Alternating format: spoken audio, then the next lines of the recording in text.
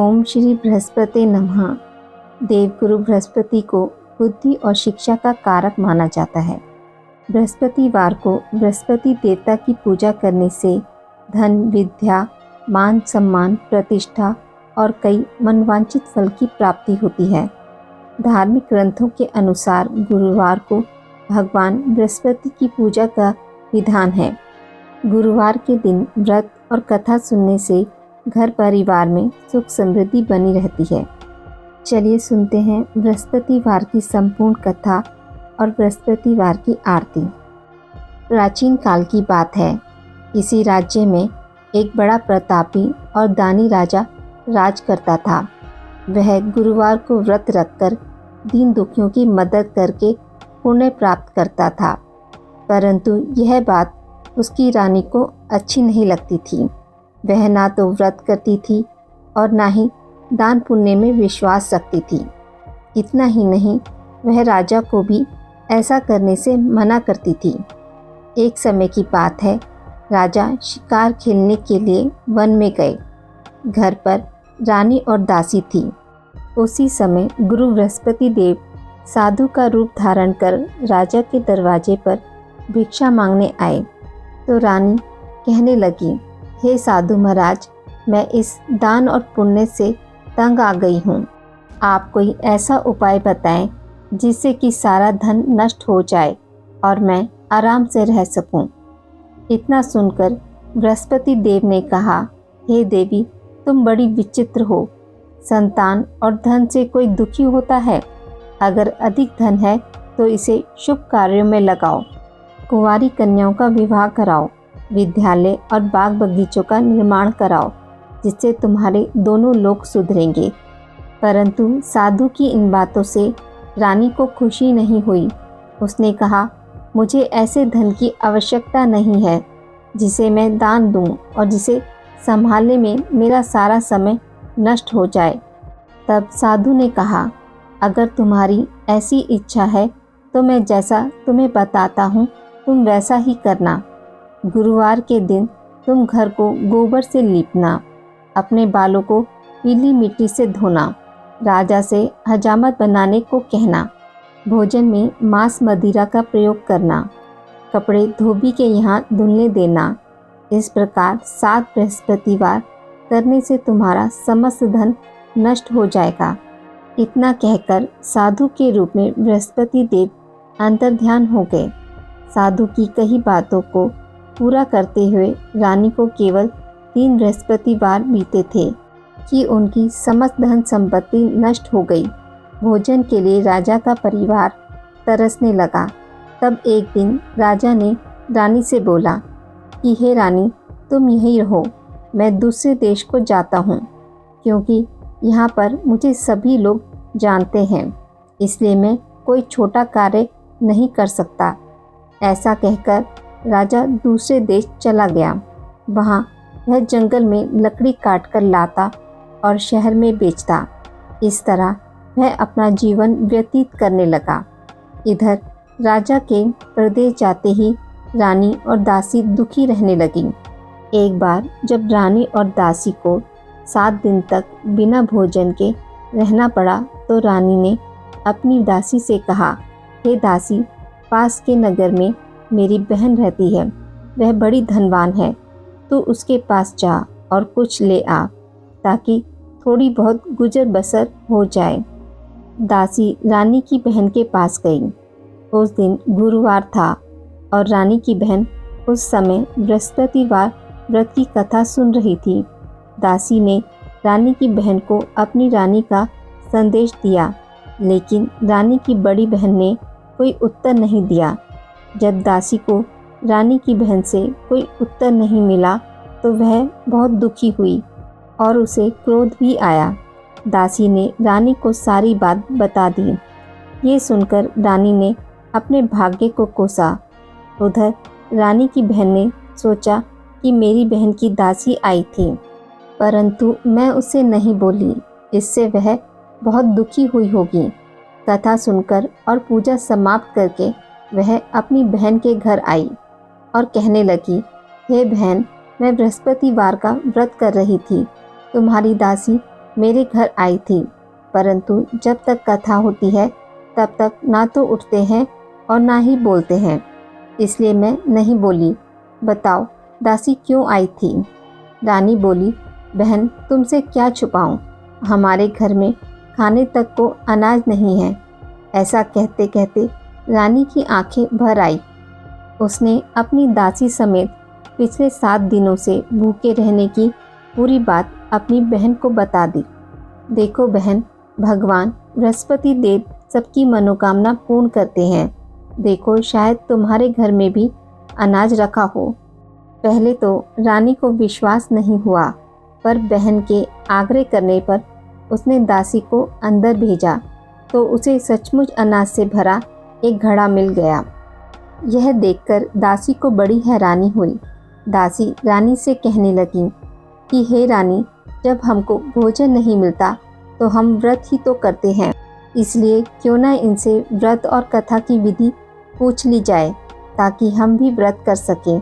तब रानी ने अपनी बहन से बृहस्पतिवार व्रत के बारे में पूछा।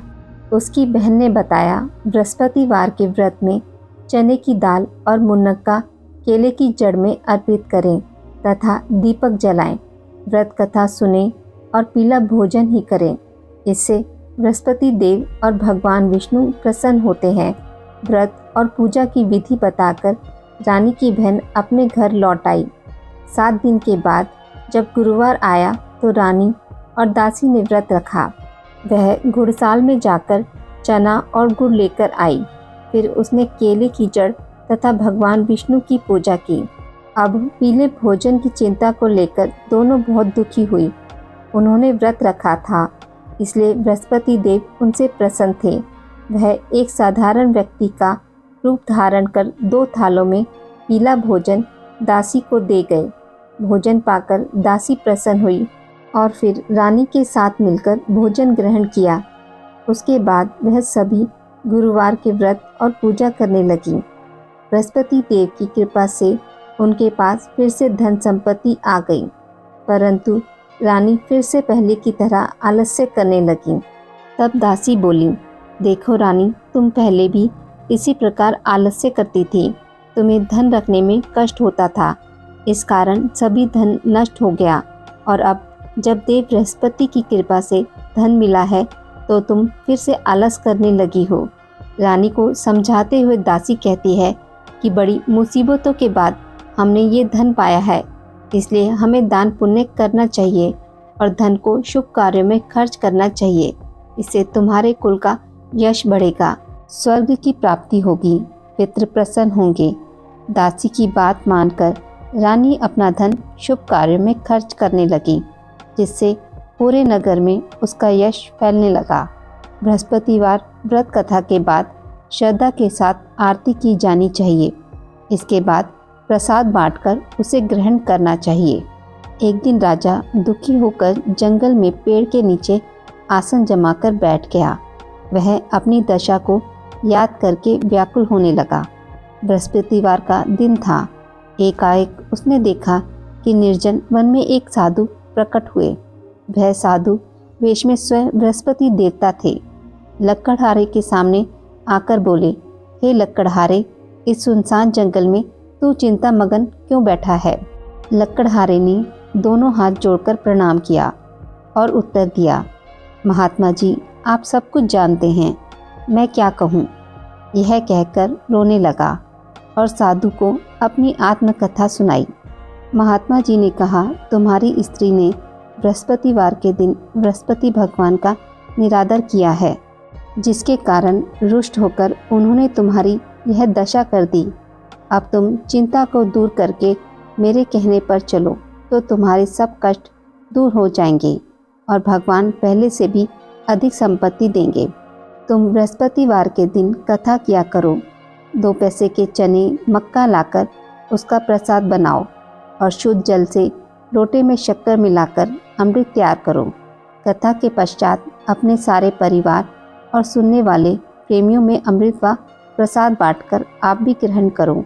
ऐसा करने से भगवान तुम्हारी सभी मनोकामनाएं पूरी करेंगे।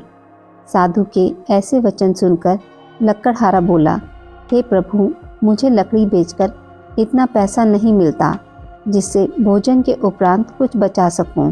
मैंने रात्रि में अपनी पत्नी को व्याकुल देखा है। मेरे पास कुछ भी नहीं जिससे मैं उसकी खबर मांग सकूं। साधु ने कहा, हे लकड़हारे, तुम किसी बात की चिंता मत करो। बृहस्पतिवार के दिन तुम रोज़ाना की तरह लकड़ियाँ लेकर शहर को जाओ। तुमको रोज़ से दुगना धन प्राप्त होगा जिससे तुम भली भांति भोजन कर लोगे तथा बृहस्पति देव की पूजा का सामान भी आ जाएगा। इतना कहकर साधु अंतर्ध्यान हो गए। धीरे धीरे समय व्यतीत होने पर फिर वही बृहस्पतिवार का दिन आया। लकड़हारा जंगल से लकड़ी काटकर किसी शहर में बेचने गया। उसे उस दिन और दिनों से अधिक धन मिला। राजा ने चना गुड़ लाकर गुरुवार का व्रत किया।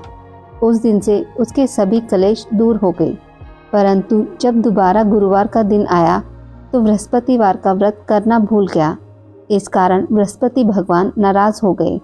उस दिन उस नगर के राजा ने विशाल यज्ञ का आयोजन किया तथा शहर में यह घोषणा करा दी कि कोई भी मनुष्य अपने घर में भोजन ना बनावे, ना आग जलावे।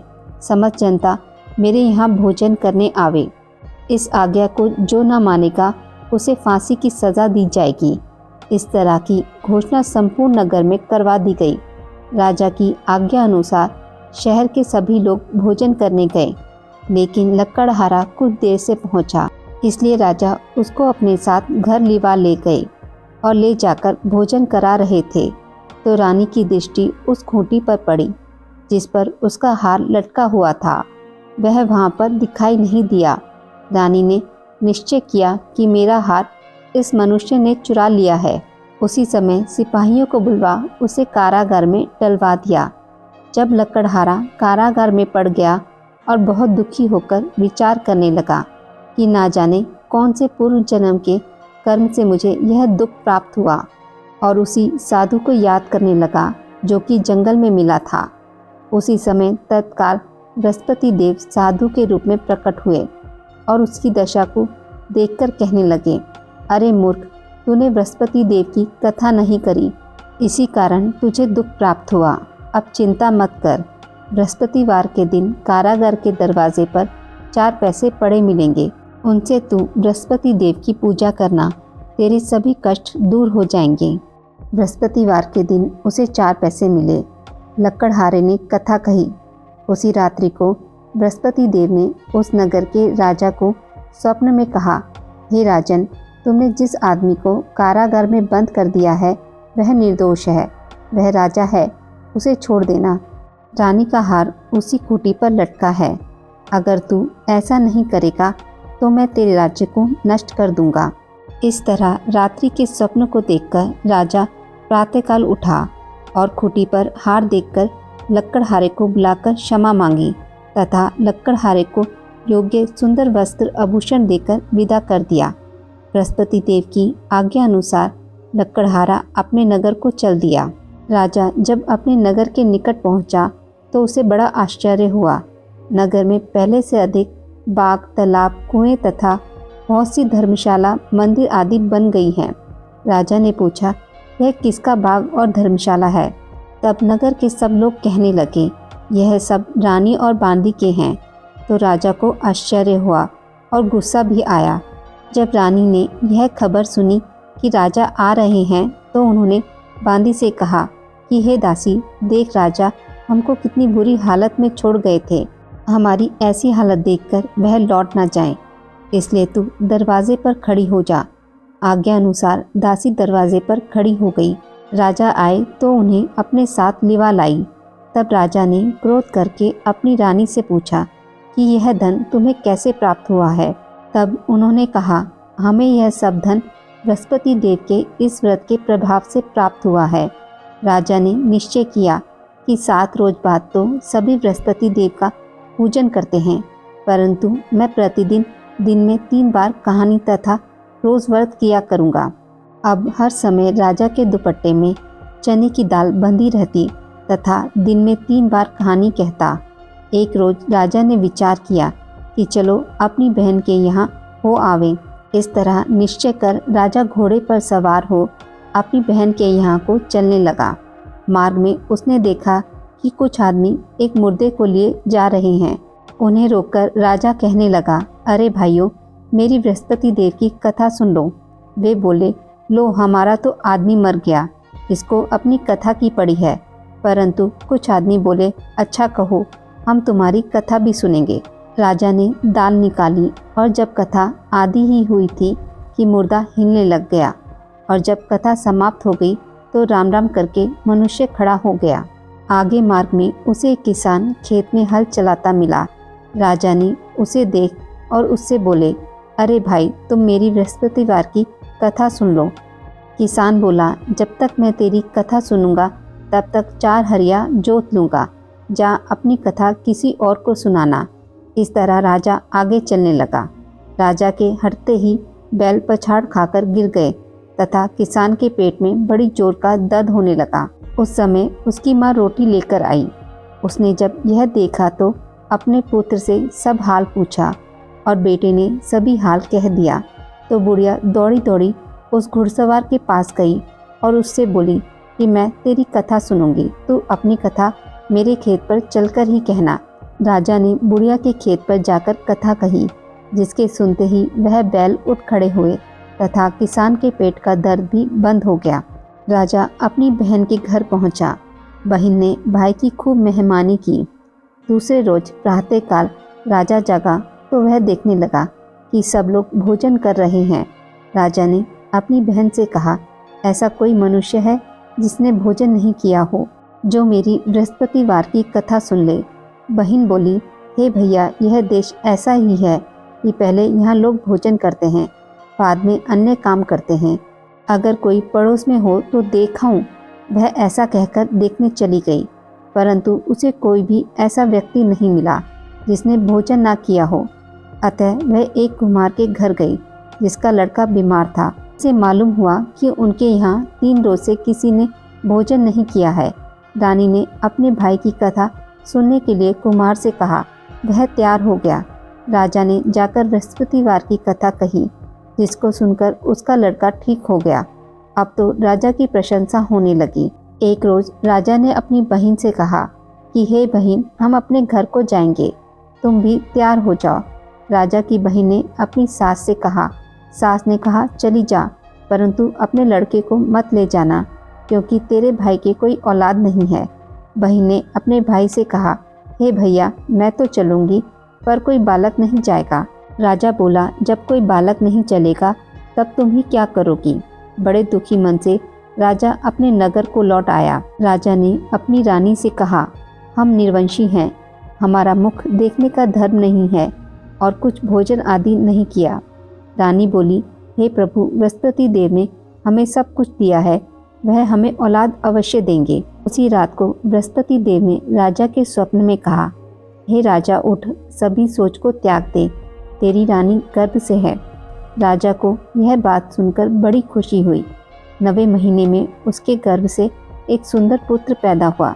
तब राजा बोला, हे रानी, स्त्री बिना भोजन के रह सकती है, पर बिना कहे नहीं रह सकती। जब मेरी बहन आवे तुम उससे कुछ मत कहना। रानी ने सुनकर हाँ कर दिया।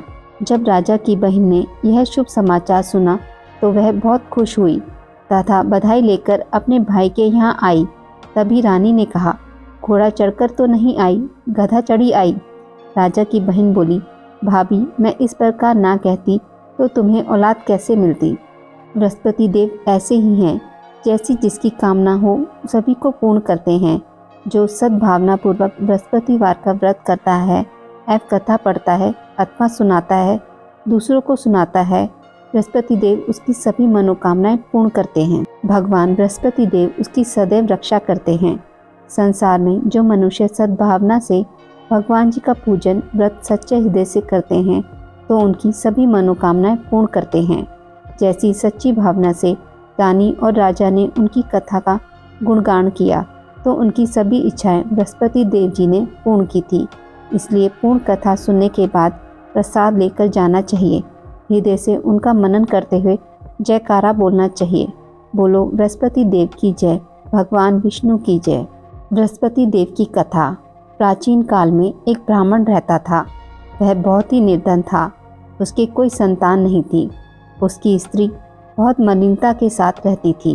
वह स्नान न करती, किसी देवता का पूजन न करती। इससे ब्राह्मण देवता बड़े दुखी थे। बेचारे बहुत कुछ कहते थे, किंतु उसका कुछ परिणाम न निकला।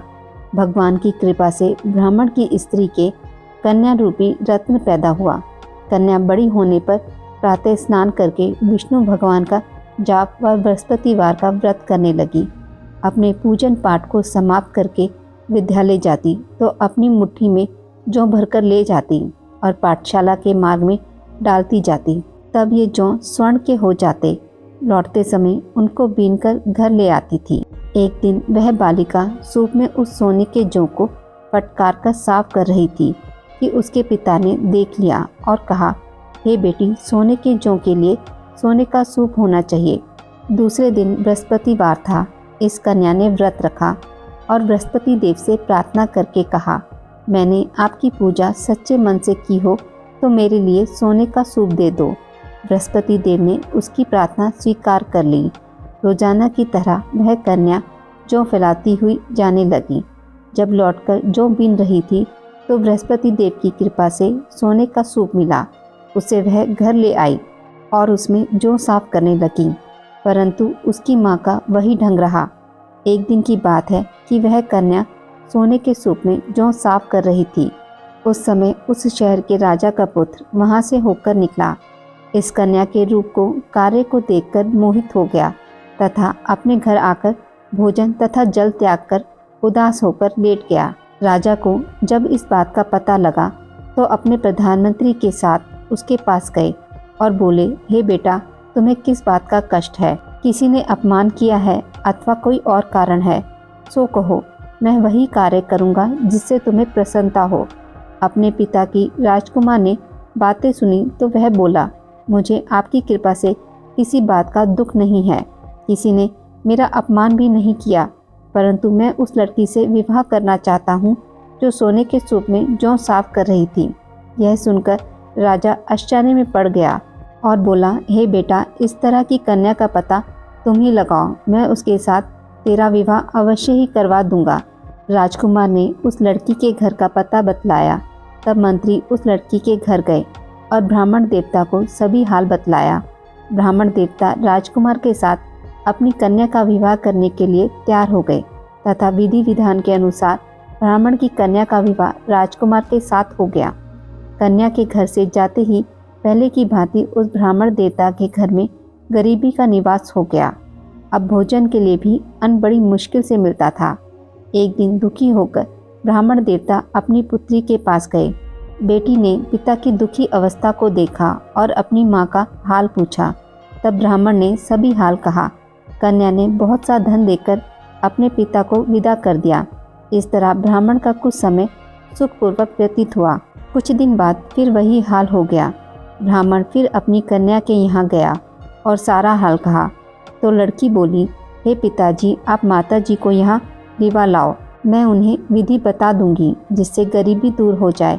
वह ब्राह्मण देवता अपनी स्त्री को साथ लेकर पहुँचे तो अपनी माँ को समझाने लगी, हे माँ, तुम प्रातःकाल प्रथम स्नान आदि करके विष्णु भगवान का पूजन करो तो सब दरिद्रता दूर हो जाएगी। परंतु उसकी माँ ने एक भी बात नहीं मानी और प्रातःकाल उठकर अपनी पुत्री के बच्चों की झूठन को खा लिया। उससे उसकी पुत्री को भी बहुत गुस्सा आया और एक रात को कोठरी से सभी सामान निकाल दिया और अपनी माँ को उसमें बंद कर दिया। प्रातःकाल उसे निकाला तथा स्नान आदि करा के पाठ करवाया तो उसकी माँ की बुद्धि ठीक हो गई और फिर प्रत्येक बृहस्पतिवार को व्रत रखने लगी। इस व्रत के प्रभाव से उसके माँ बाप बहुत ही धनवान और पुत्रवान हो गए और बृहस्पति जी के प्रभाव से इस लोक में सुख भोगकर स्वर्ग को प्राप्त हुए। सब लोग विष्णु भगवान की जय बोलो। बृहस्पति देव की जय। भगवान बृहस्पति देव की आरती। जय बृहस्पति देवा, ओम जय बृहस्पति देवा। छिन छिन भोग लगाऊं, कदली फल मेवा। ओम जय बृहस्पति देवा। जय बृहस्पति देवा, तुम पूर्ण परमात्मा, तुम अंतर्यामी। जगत पिता जगदीश्वर, तुम सबके स्वामी। ओम जय बृहस्पति देवा, जय बृहस्पति देवा। चरणामृत निज निर्मल सब पातक हरता, सकल मनोरथ दायक कृपा करो भरता। ओम जय बृहस्पति देवा, जय बृहस्पति देवा। तन मन धन अर्पण कर जो जन शरण पड़े, प्रभु प्रकट तब होकर आकर द्वार खड़े। ओम जय बृहस्पति देवा, जय बृहस्पति देवा। दीन दयाला दयानिधि भक्तन हितकारी, पाप दोष सब हरता भव बंधन हारी। ओम जय बृहस्पति देवा, जय बृहस्पति देवा। सकल मनोरथ दायक सब संशय हारो, विषय विकार मिटाओ संतन सुखकारी। ओम जय बृहस्पति देवा, जय बृहस्पति देवा। जो कोई आरती तेरी प्रेम सहित गावे, जेठानंद आनंद कर सो निश्चय पावे। ओम जय बृहस्पति देवा, जय बृहस्पति देवा। सब बोलिए विष्णु भगवान की जय। बोलो बृहस्पति देव भगवान की जय।